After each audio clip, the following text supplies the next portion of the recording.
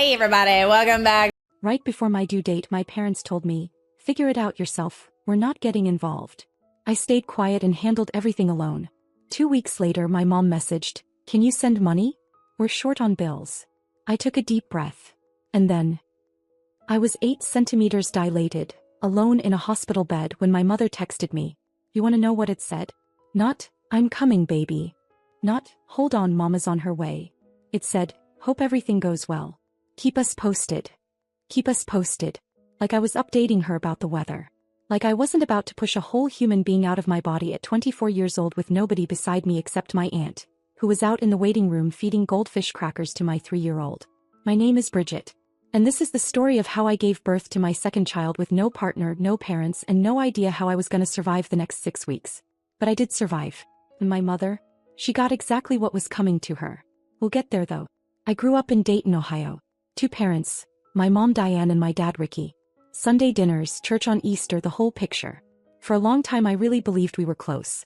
But here's what I learned about close. Sometimes it only lasts as long as you don't inconvenience anyone. I got pregnant with my daughter Nola at 20. Her father Marcus stuck around 5 months after she was born. Then one morning his side of the closet was just empty. No note, no call. Gone. And honestly, that part didn't even break me. I looked at Nola and thought, okay kid, me and you. What broke me was my mom's reaction. She said, "Well Bridget, I told you not to mess with that boy. Now you've got a baby and no man. What did you expect me to do about it?" I swallowed it. I always swallowed it. That was our pattern. She'd say something cold, I'd feel the sting, and then I'd convince myself she just had a tough way of loving. Have you ever done that? Made excuses for someone who keeps hurting you because they're family? I did it for years. Fast forward. Nola's 3. I'm working at a medical billing office during the week and picking up restaurant shifts on weekends. Exhausted doesn't even cover it. But I was handling things.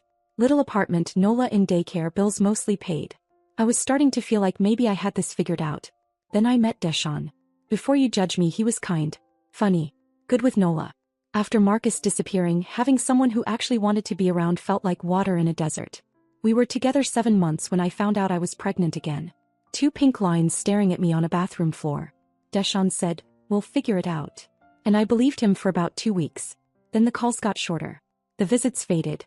One night I called him 4 times. The 4th time he picked up and said, "Bridge, I think I need some space." Space. These men in their space. He didn't vanish overnight like Marcus. It was more of a slow fade. Until one morning I realized I hadn't heard from him in 9 days. I stopped counting after that. So there I was. Pregnant again. Single again. A toddler and another baby on the way. I know what some of you might be thinking. Honestly, I thought it about myself too. But life doesn't follow your plans, does it? I called my mom to tell her. I don't even know why. Maybe I still had this stupid hope she'd say something soft. She laughed. Actually laughed. Then said, "Again, Bridget? Are you serious?" I hung up and cried so hard I nearly threw up. Now here's where my Aunt Celeste comes in. God bless this woman.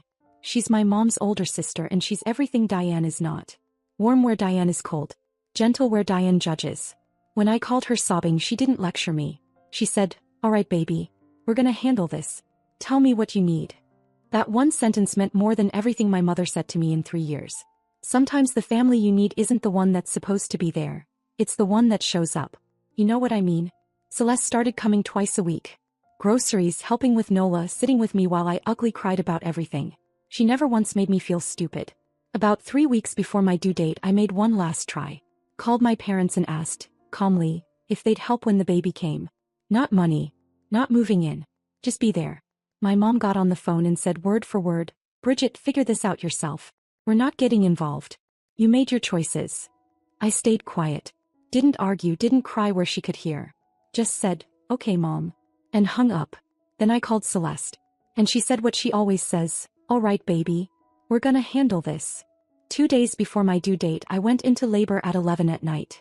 Celeste drove 45 minutes to pick up Nola, brought her home, then drove to the hospital. Over an hour and a half of driving on a Tuesday night without one complaint. My parents lived 12 minutes away. 14 hours of labor.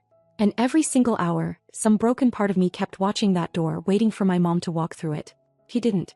But Celeste held my hand, wiped my forehead, told me I was strong. And at 1:47 p.m. my son Elijah came out screaming and I held him and just cried. Happy tears, sad tears, angry tears, all at once. I texted my parents a photo. My mom responded 3 hours later with a thumbs up emoji. Thumbs up. For her grandson's birth. Let that sit with you for a second. The first week home was brutal. Elijah up every 2 hours. Nola having meltdowns about not being the only kid anymore. Me bleeding, sore, barely sleeping, trying to breastfeed while convincing a 3-year-old she can't hold the baby by his head. Then, exactly 2 weeks after Elijah was born, my phone buzzed. A text from Diane. Hey Bridget. Can you send some money? We're short on the electric bill. I read it 15 times. This woman who wouldn't drive 12 minutes to help me. Who sent a thumbs up for her grandson. Who told me to figure it out myself. Now she wants money. While I'm sitting there in a nursing bra with spit up on my shoulder and stitches in places I won't even mention. I took a deep breath. And I typed the truest thing I've ever said to my mother. You are a terrible mother. You weren't there when I needed you most and now you want money? I have 2 children to take care of by myself because you chose not to help. Don't text me again. Send it. Turned on Do Not Disturb. Put my phone face down. And for the first time in weeks I didn't feel sad or tired. I felt powerful. That feeling lasted exactly 12 hours. Because at 7:45 the next morning, someone was pounding on my door. Not a polite knock. A Diane knock. Hard, fast, angry. My mom showed up at my apartment to settle things. And what happened next, I still can't believe it honestly. But I'll tell you everything. Just stay with me. So picture this. 7:45 in the morning. Elijah is 2 weeks old. Nola's still asleep. I've had maybe 3 hours of sleep and someone is banging on my door like the police. I opened it. There's Diane. Full makeup, jaw tight. She didn't ask about the baby. First thing out of her mouth. So now you're disrespecting me in text messages, Bridget? That's what she took from everything I said. Not the pain. Just disrespect. I said, Mom, I just had a baby. Can we not? But she didn't come for a conversation. She pushed past me and started going off. Loud. You think you can talk to me like that? I raised you. I kept a roof over your head. Nola woke up, heard the yelling and started crying. Right on cue, Elijah started wailing from the bedroom. Both my children screaming. Because of her. I said, lower your voice. And Diane said, maybe if you had a man around your kids wouldn't be so sensitive. I felt something snap inside me. Nola was pulling on my leg sobbing, Elijah screaming and Diane still going like she was the victim. I walked away, picked up both kids and just stood there rocking them while tears ran down my face. Diane followed me to the doorway, still talking about how ungrateful I was. That's when I called Celeste. Hands shaking, barely able to dial. She heard the chaos and said, is that your mama? I said, please come. She said, I'm already getting my keys. 30 minutes away. Made it in 20. She walked in, saw me holding 2 crying babies with tears on my face and turned to Diane. Her voice got that dangerous kind of quiet. Diane, what are you doing here? My mom started up. The text, the disrespect. Celeste cut her off. Your daughter gave birth 2 weeks ago. She asked for help and you said figure it out. You sent a thumbs up for your grandson's birth. And now you're here screaming while both babies cry. She's the problem. She laid everything out like a courtroom case. But Diane doesn't back down, especially when she's wrong. She got in Celeste's face and said, you don't even have kids. You don't know what it's like. Wrong thing to say. I was in the bedroom calming the kids. I heard a thud. Diane yelped. Then it got real quiet. When I came out, my mother was holding her face. Celeste was pointing at the door saying calmly, get out. Don't come back until you're ready to act like a mother. Diane left without a word. I saw the mark on her cheek and I'm not gonna lie, I didn't feel sorry for her. All I felt was relief that my apartment was finally quiet. Celeste locked the door, took Elijah and said, go sit down. I'm making breakfast. Made eggs one-handed while holding my newborn like it was nothing. Got Nola settled with cartoons. I actually ate a full meal for the first time in days. I asked, did you hit my mom? She sipped her coffee. She ran into my hand. I laughed so hard I almost choked. First real laugh in weeks. I know some of you are thinking violence isn't the answer. You're probably right. But Diane had been spoken to gently for years and never listened. Was it right? I don't know. But it worked. After that, Diane went completely silent. And honestly, most peaceful week of my life. The days were still brutal. 3 a.m. bathroom floor crying because Elijah wouldn't latch and Nola had nightmares. But Celeste kept showing up. She'd say, go sleep. I've got them. And every time there was this ache in my chest thinking, this should be my mom doing this.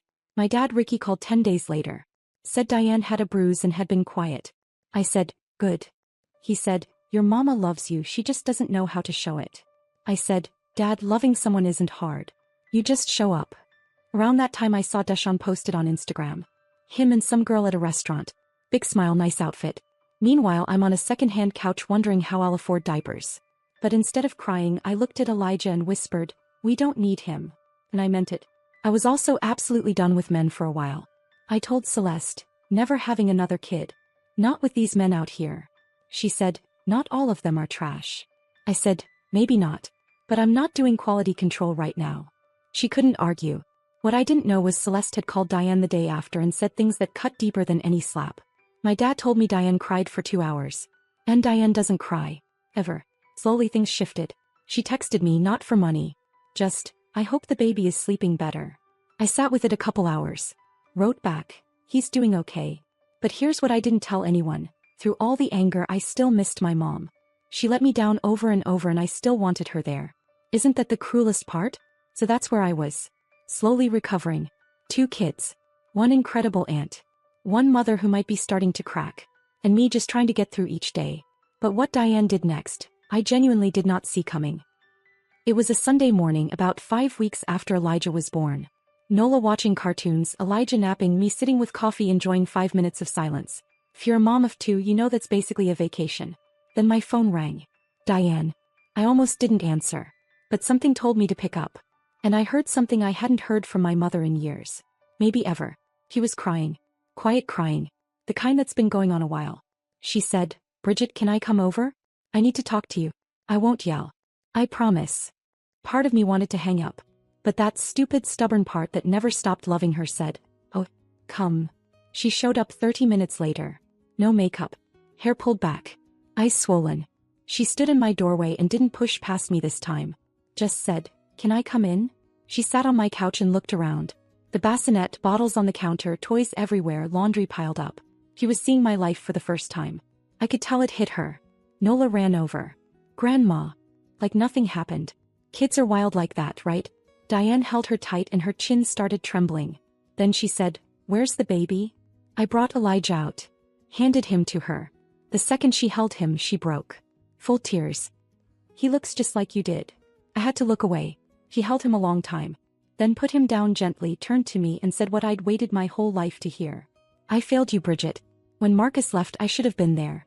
When you told me about the new baby, I should have held you instead of laughing. When you were in that hospital, I should have been holding your hand. Celeste called me and said I was becoming my mother. And that scared me more than anything. Because our mother was cruel. And I swore I'd never be like her. But I was worse, because I knew what it felt like and did it anyway. I was fully crying. Couldn't pretend I wasn't. She said, "I don't expect you to forgive me right now. But I'm sorry. For all of it." Now here's where I have to be honest with you guys. I wanted to fall into her arms and say it's okay. But it wasn't okay.